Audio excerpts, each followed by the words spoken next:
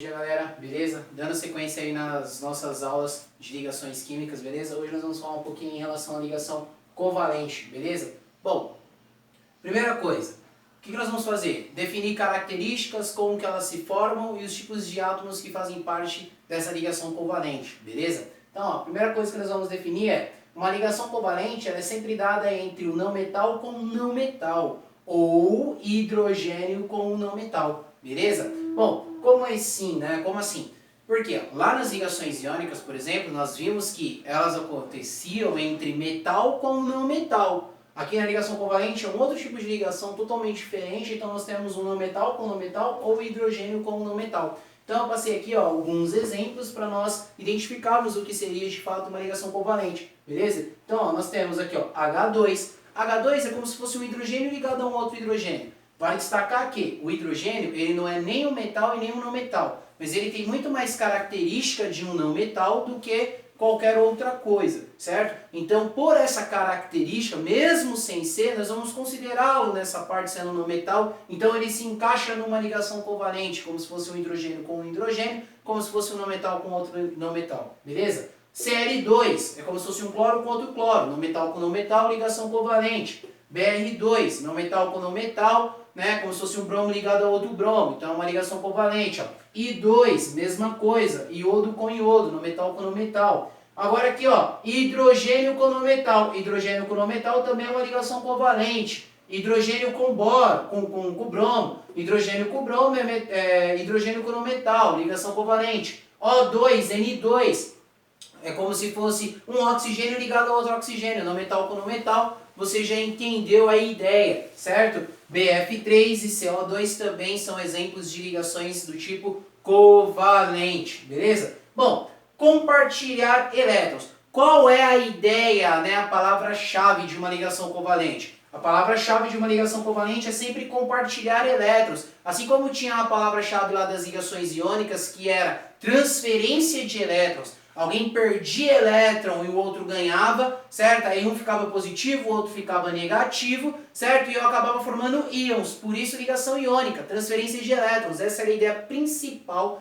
das ligações iônicas. Nas ligações covalentes, a ideia principal é compartilhar elétrons. E a partir do momento que eu compartilho elétrons, eu não formo íons, eu formo o que eu chamo de moléculas. Por quê? Porque as moléculas, elas são eletricamente neutras. Então não há formação de positivo e também não há formação de negativo. Tudo bem? Beleza? Então, quando eu compartilho elétrons, eu não formo nem cátions e nem ânions, igual são formados lá nas ligações do tipo iônica. Tá bom? Bom, e aí é o seguinte, vocês já sabem, como que eu determino, né, uma ligação química? Primeiro passo é a distribuição, mesma coisa que nós fizemos lá nas ligações iônicas, beleza? O primeiro passo é a distribuição eletrônica dos átomos que estão envolvidos nessa ligação, dos átomos que estão participando dessa ligação.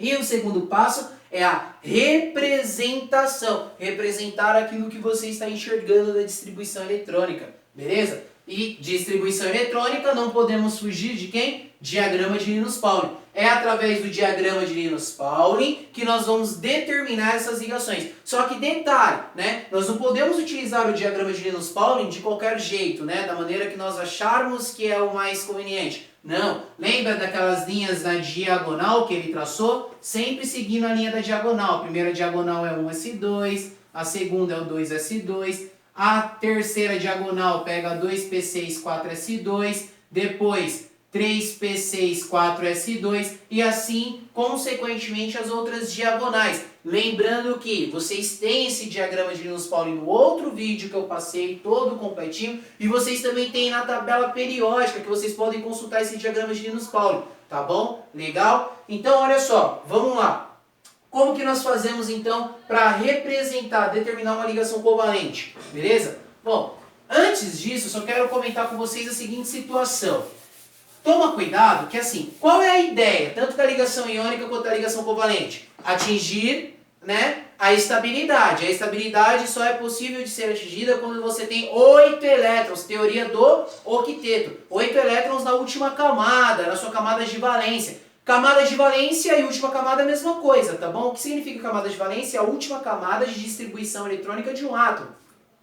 Quando você, né, atinge 8 elétrons nessa última camada, então você obrigatoriamente seguiu a teoria do octeto e, consequentemente, esse átomo ele está estável. Todos os átomos da tabela periódica eles procuram essa estabilidade, exceto os gases nobres, que já possuem 8 elétrons, tirando o hélio que tem 4, só que ele também já está estável, tá bom? Bom, tem dois átomos que vocês precisam tomar cuidado que excede a regra do octeto, tá bom? No caso é o hidrogênio. O hidrogênio, por ser o menor átomo da tabela periódica, ele não precisa de 8 elétrons para se estabilizar. 2 elétrons é o suficiente, ele se estabiliza, tá bom? E o outro que eu chamo muito a atenção de vocês é o boro. O boro, por exemplo, ele também não precisa de 8 elétrons para se estabilizar. 6 elétrons já é o suficiente e ele já se estabiliza, tá bom? Então cuidado com o hidrogênio e com o boro, que são os átomos que excedem, né? Uma exceção, uma curva fora aí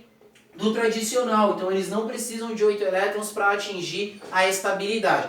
Todos os outros átomos precisam de 8 elétrons para atingir a estabilidade, beleza? Bom, depois dessa dica, eu vou apagar aqui, mas como vocês estão tendo essa aula por vídeo, vocês podem pausar a hora que vocês quiserem para copiar, tá bom? Agora sim nós vamos representar essas ligações covalentes, essas ligações químicas. Bom, como que nós vamos representar essas ligações químicas? Muito simples, né? Seguinte determinação. Como que eu determino? Primeiro passo a distribuição, depois a representação. Certo? Eu vou começar por essa daqui, ó, que é a mais simples de todas, no primeiro momento. Primeiro passo é a distribuição. Eu quero representar. Por que que fica assim, ó, H2? Então o primeiro passo na distribuição eletrônica, de quem? De quem está envolvido. No caso é o hidrogênio. Professor, são 2 hidrogênios, não é? Sim, H2. Então eu tenho que fazer a distribuição eletrônica 2 vezes? Cara, não precisa, né? O que você faz para um hidrogênio não vale para o outro? Sim, então não precisa, né?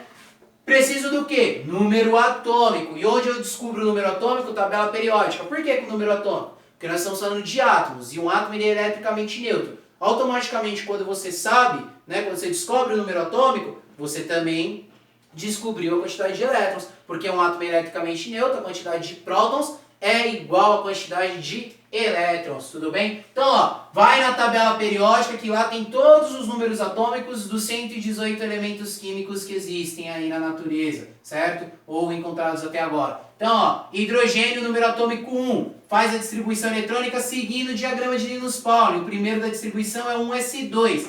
Só que vai ficar 1s1 porque eu só tenho um cara para preencher. Eu só tenho um eletrinho para preencher, não é isso? Então, ó, termina aqui, 1s1. Qual que é o segundo passo? Representação. Representação. Eu represento aquilo que eu estou vendo. E o que é que eu estou vendo? Ó, são 2 hidrogênios, não são? Então, ó, um hidrogênio de frente para o outro hidrogênio. Um hidrogênio de frente para o outro hidrogênio. Qual era o segundo passo dessa representação? Precisava ver quantos elétrons cada um tinha na sua última camada. Ah, o hidrogênio é a coisa mais fácil do mundo, né? É 1s1, só tem um elétron na última camada. É o que eu vou representar aqui, ó. Esse hidrogênio tem um elétron na última camada. Esse hidrogênio aqui também tem um elétron na última camada. Beleza? Bom, agora o que eu faço? Quando era lá nas ligações iônicas, eu representava setinha, né? Indicando que o metal perdia elétron e ficava positivo, e o não metal recebia aquele elétron e ficava negativo. Aqui nas ligações covalentes, esquece essa ideia, né? Aqui a palavra-chave é compartilhamento, não é? Isso. Compartilhar é assim, ó, o que é meu é seu, não é? Então, como nós estamos trabalhando com elétrons, o elétron que é de um passa a ser do outro e vice-versa. Eles vão compartilhar uma mesma situação. E eu represento o compartilhamento assim, ó. Certo? Então, ó, fiz o compartilhamento de elétrons, ou seja, esse elétron que antes era só do hidrogênio, desse hidrogênio, passa a ser desse aqui também. E esse elétron que antes era só desse hidrogênio, passa a ser desse outro hidrogênio também. Então aqui agora eles estão compartilhando esses elétrons. Quantos elétrons cada um ficou? Bom, ele tinha um, mas como ele compartilha esse aqui também, então ele tem 2. Cada hidrogênio agora tem 2 elétrons, não é? Lembra que eu falei? O hidrogênio era um daqueles casos que excedia a regra do octeto. Então, 2 elétrons é o suficiente e ele está estável. Assim, ó, é o que eu chamo de representação, né, numa forma estrutural. Bom, eu também posso representar isso dessa maneira, né? Ó, hidrogênio com uma ligação com outro hidrogênio. Beleza? Tudo bem? Certo? Essa daqui também é uma forma estrutural simplificada. Para falar a verdade, ó, para falar a verdade, essa daqui seria uma representação eletrônica. Essa daqui é uma representação eletrônica. Quando eu faço desse jeito, ó, um hidrogênio com um compartilhamento, cada tracinho desse representa um compartilhamento, tá? Cada tracinho desse é um compartilhamento. Desse jeito aqui, eu falo que é a representação estrutural. Estrutural. E eu posso chegar nessa representação aqui que seria molecular. Ó. São quantos hidrogênios que eu tenho? 2, não é? Se é 2, ó, a fórmula molecular ela indica, né, a quantidade de átomos através de número. Aqui eu teria a molecular. Beleza? Tudo bem? Bom, vamos treinando, né? Essa foi a do hidrogênio. Por exemplo, como que eu faria para representar a ligação do cloro? Como que eu faria para representar o cloro? Bom, lembra que eu acabei de falar? É um Cl2, mas o primeiro passo para representar, né, é a distribuição eletrônica. Então, faço a distribuição eletrônica. Professor, é um Cl2, preciso fazer 2 vezes isso daqui? Não, faz uma distribuição eletrônica que vale para um, vale para o outro, né? Pego o número atômico, onde eu descubro o número atômico, tabela periódica. Vocês vão ver que o número atômico do cloro é 17. Então, fazendo a distribuição eletrônica aqui, vai ficar 1s2, 2s2, 2p6, 3s2, claro, 3p5, porque eu preciso preencher 17. Nesse caso aqui eu tenho 2 com 2, 4, com 6, 10, com 2, 12, com 5, 17. Preenchi os 17 elétrons. Segundo passo é fazer a representação, não é? Não vou escrever representação, mas você sabe o que é fazer representação. O que eu faço? Represento aquilo que eu estou vendo. O que eu estou vendo aqui?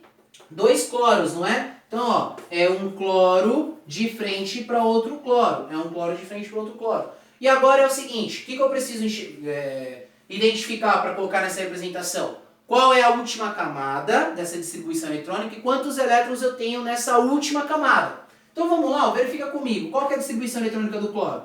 1s2, 2s2, 2p6, 3s2, 3p5. Qual que é o último número dessa distribuição eletrônica? O 3. Ela é a camada mais externa. Concordo, o 3 é a camada mais externa. Só que, ó, só tem esse 3p5? Não, também tem aqui, ó, 3s2. Eu tenho que considerar toda a última camada. A última camada é a do 3. E tem 3s2 e 3p5. Então tem que considerar todos os subníveis que aparecem dessa distribuição eletrônica da última camada. Na última camada 3 apareceu o subnível S e o subnível P. No subnível S eu tenho 2 elétrons. E no subnível P eu tenho quanto? 5. Então soma. Ao todo você tem quantos elétrons? 2 com 5 dá 7 elétrons na última camada do cloro. Então faz essa representação. São 7 elétrons que eu tenho na última camada do cloro. Ó, eu vou representar 1, 2, 3, 4, 5, 6 e 1, 7. Aqui também, né? Ó, 1, 2, 3, 4, 5, 6 e 1, 7. Perceba. A ideia aqui é o seguinte. Se ele tem 7 elétrons na última camada, para ele ficar com 8, ele precisa de mais quantos elétrons? Poxa, ele tem 7 para 8, só falta 1, não é? Sim. Então o que eu faço? Ó, eu organizei da seguinte maneira. Cara, ele vai precisar de compartilhar um elétron para ficar com 8. Eu já deixei organizado, né, na facilidade de pegar esse 1 elétron que está faltando e representar. Então, ó, dos 7 que eu preenchi, eu já deixei, ó, um aqui disponível para fazer o compartilhamento com aquele outro cloro.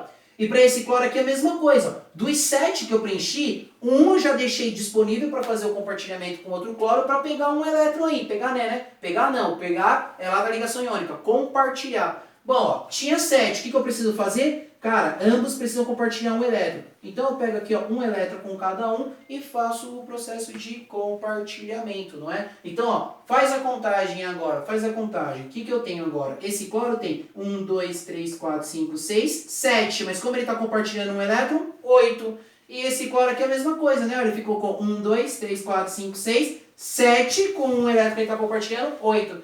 Essa daqui é a fórmula eletrônica. Como é que fica a estrutural? Cl, um compartilhamento com outro compartilhamento, Cl, Cl. Ou então, resumidamente, eu posso afirmar que isso daqui acaba se tornando o que mesmo? São 2 cloros, não são? Um cloro com outro cloro, da representação molecular fica um Cl2.